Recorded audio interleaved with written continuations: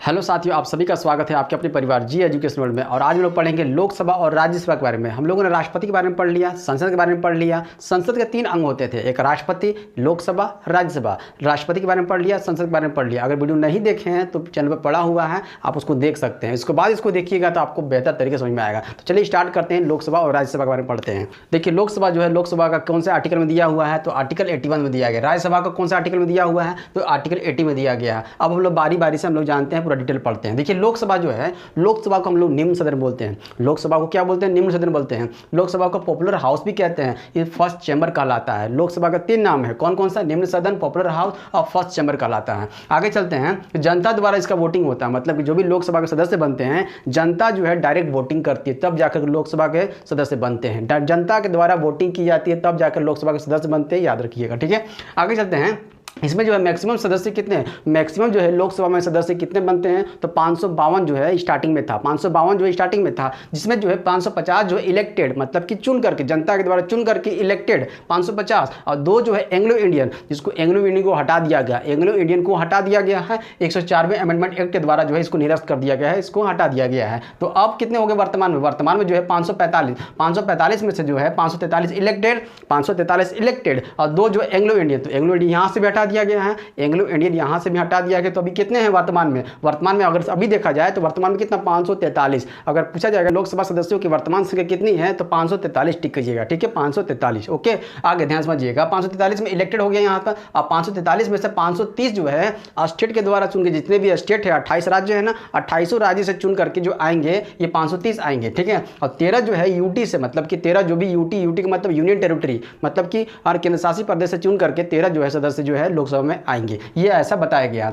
अब यूपी देखिएगा, यूपी सबसे अधिक सीट जो है 80, मतलब कि 80 जो है सीट जो है यूपी का लोकसभा सदस्य कहां से जाएंगे, अकेले उत्तर प्रदेश से जो है 80 जो है सदस्य जो है चुनकर जाएंगे, कहां, लोकसभा में जाएंगे। यहां समझ में आ गया। आगे चलते हैं, लोकसभा का कार्यकाल जो है 5 वर्ष का होता है, मतलब कि लोकसभा और लोकसभा के सदस्यों का दोनों का कार्यकाल जो है 5 वर्ष का होता है। ये जो है अस्थायी सदन है, मतलब ये भंग हो सकती है। मतलब कि जब सरकार बनेगी, सरकार कैसे बनेगी, सरकार जो है जो भी जो पार्टी जो है बहुमत में आएगी तभी तो सरकार बनाएगी। अभी किसका जो है बहुमत है, अभी जो है बीजेपी का है। बीजेपी कितना सीट लेकर आई थी, तो 50% + 1 जो है मतलब 272, मतलब जितने भी सदस्य हैं, टोटल सदस्य कितने हैं, 543 में से 272 सीट जो है, 272 सीट जो है 50% + 1 जो है बीजेपी लेकर आई है, तब जाकर सरकार बनी है। और सरकार जो है, सरकार अगर इतनी सीट पर नहीं रहेगी, अगर बहुमत में नहीं रहेगी, 50% + 1 पर नहीं रहेगी, तो सरकार गिर जाएगी। और सरकार गिरेगी मतलब कि लोकसभा जो है भंग हो जाएगी। लोकसभा भंग होती है मतलब सरकार गिरती है, तब जाकर लोकसभा भंग होती है। ऐसे जो है कार्यकाल पूछा जाएगा कितना होता है, 5 वर्ष का कार्यकाल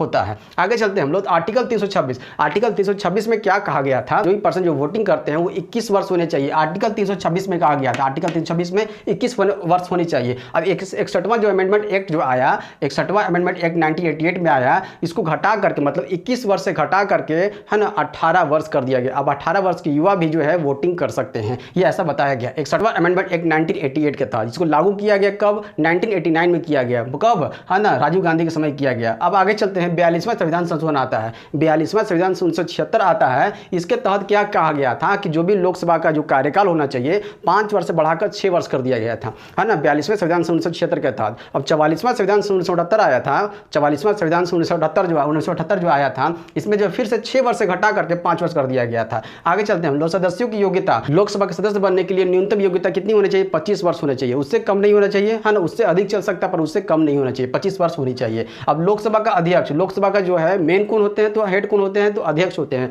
है ना। तो पहले कौन थे, सबसे पहले जो अध्यक्ष पूछा जाएगा, यहाँ से क्वेश्चन पूछा जाता है कि लोकसभा के पहले स्पीकर कौन थे, पहले अध्यक्ष कौन थे, तो जीवी मावलंकर थे, पहले नंबर के थे। ये कहाँ कहा गया, तो आर्टिकल 93 में कहा गया है कि लोकसभा जो है, लोकसभा के अध्यक्ष जो है होंगे, ये आर्टिकल 93 में कहा गया है। उम्मीद करता हूँ कि अब लोकसभा से चीजें जो है आपको समझ में आ गई होगी। यहाँ से कोई भी क्वेश्चन बनेगा तो आप बना लेंगे। चलते हैं हम लोग राज्यसभा पर। राज्यसभा को क्या हम लोग बोलते हैं, राज्यसभा को उस सदन बोलते हैं, ये अस्थायी सदन होता है, ये कभी भी भंग नहीं होता है। ये जो है अस्थायी सदन होता है, इसको कभी भी भंग नहीं किया जा सकता है। इसको अपर हाउस भी कहते हैं, इसको सेकंड चैम्बर भी कहते हैं। फर्स्ट चैम्बर किसको बोलते हैं, लोकसभा को कहते हैं, और सेकंड चैम्बर कौन होता है, राज्यसभा होता है, ठीक है, इसको अपर हाउस भी कहते हैं। 3 अप्रैल 1952 को जो है पहली बार सदस्य चुना गया, इसका 3 अप्रैल 1952 को राज्यसभा का पहली बार सदस्य चुना गया। अब 13 मई 1952 को जो पहला जो है मीटिंग होता है, मतलब कि राज्यसभा का पहला मीटिंग कब होता है, 13 मई 1952 को जो है राज्यसभा की पहली मीटिंग होती है। और सदस्य कब चुने गए थे, 3 अप्रैल 1952 को। ये भी क्वेश्चन पूछा जाता है। सदस्य का कार्यकाल कितना होता है? सदस्य का कार्यकाल जो है 6 वर्ष का होता है। जो भी सदस्य होंगे राज्यसभा के उसका कार्यकाल 6 वर्ष का होता है, जबकि लोकसभा के सदस्य का कार्यकाल कितना होता है? 5 वर्ष का होता है। ठीक है, लोकसभा का सदस्य जो है अस्थायी होता है, जबकि ये जो है अस्थायी होता है। अब इसमें ध्यान समझिएगा कि हर 2 साल में जो एक तिहाई जो है सदस्य जो है रिटायर होते हैं। इसमें हर 2 साल में, मतलब कि 2 साल में जो एक तिहाई जो जितने सदस्य होंगे वो सब रिटायर होंगे और 2 तिहाई जो है इसमें स्थिर रहते हैं। 2 तिहाई सदस्य जो है इसमें स्थिर रहते हैं। आगे चलते हैं। राज्यसभा का जो अध्यक्ष होता है, राज्यसभा का अध्यक्ष कौन होता है? सभापति होते हैं। सभापति कौन होते हैं? उपराष्ट्रपति होते हैं। उपराष्ट्रपति को राज्यसभा का सभापति कहा जाता है। ये कौन से आर्टिकल में दिया गया? तो आर्टिकल 64 में ये बताया गया है कि जो भी उपराष्ट्रपति होंगे वो जो है राज्यसभा के क्या होंगे? सभापति होंगे। ये आर्टिकल 64 में बताया गया है। ठीक है, इनका कार्यकाल, उपराष्ट्रपति का कार्यकाल कितना होता है? तो 5 वर्ष का होता है। उपराष्ट्रपति का कार्यकाल 5 वर्ष का होता है, जबकि राज्यसभा के सदस्यों का कार्यकाल 6 वर्ष का होता है। ठीक है, ध्यान समझिएगा। देखिए, मैक्सिमम जो सीटों की संख्या दिया गया है 250 दिया गया, मतलब राज्यसभा में कितने सदस्य बैठ सकते हैं? 250 बैठ सकते हैं, जिसमें 238 जो है इलेक्टेड है, मतलब कि इलेक्टेड चुन करके जाते हैं। अब कौन चुनते हैं हम लोग आगे जानेंगे। ठीक है, अब 12 सदस्य को जो है राष्ट्रपति जो है चुनते हैं। हाँ ना, कौन कौन से क्षेत्र से? मतलब कला से, साहित्य से, विज्ञान से, इस क्षेत्र में जो है जो भी पारंगत होते हैं उनको जो राष्ट्रपति जो है अपने विवेक के माध्यम से जो है चुनते हैं। ठीक है, ये 12 सदस्य, ये 238 जो है इलेक्टेड होते हैं। अब चुनते कौन कौन है ध्यान समझिएगा। देखिए, वर्तमान में कितने हैं? वर्तमान में अगर देखा जाए, वर्तमान में अगर स्टार्टिंग में देखा जाए तो 250 था, अभी वर्तमान में कितना है? 245 है। ठीक है, 245, जिसमें 233 जो इलेक्टेड है और 12 नॉमिनेटेड है। 12 नॉमिनेटेड है और 233 जो है इलेक्टेड है। ठीक है, आगे 233 में से जो 229 जो है स्टेट के द्वारा, मतलब कि 229 जो है स्टेट के द्वारा, जितने भी 28 राज्य है ना, वहां से जो है चुन करके जो है राज्यसभा के सदस्य आएंगे। ठीक है,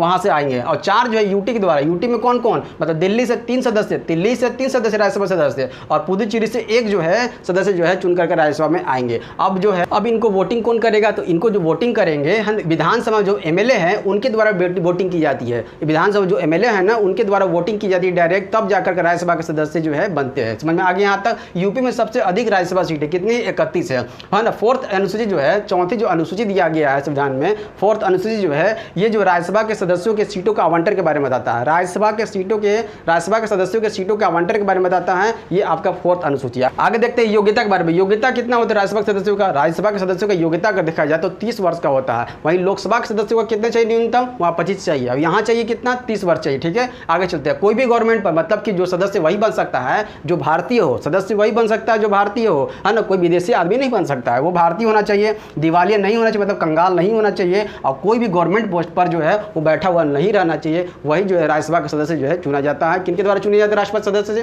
राज्यसभा के सदस्य का वोटिंग जो है, जो भी विधानसभा के एमएलए होते हैं उनके द्वारा वोटिंग की जाती है, तब जाकर राज्यसभा के सदस्य चुने जाते हैं। और जो लोकसभा के सदस्य जो है जनता जो वोटिंग करती है तब जाकर लोकसभा के सदस्य चुने जाते हैं। उम्मीद करता हूं कि आपको ये अच्छी तरह समझ में आ गया होगा। जो भी लोकसभा और राज्यसभा से क्वेश्चन थे सब इसी में से बनेंगे, आपके घुमा फिरा के बनेंगे। इस वीडियो को यहीं तक रखते हैं, मिलते हैं अगले टॉपिक के साथ। धन्यवाद।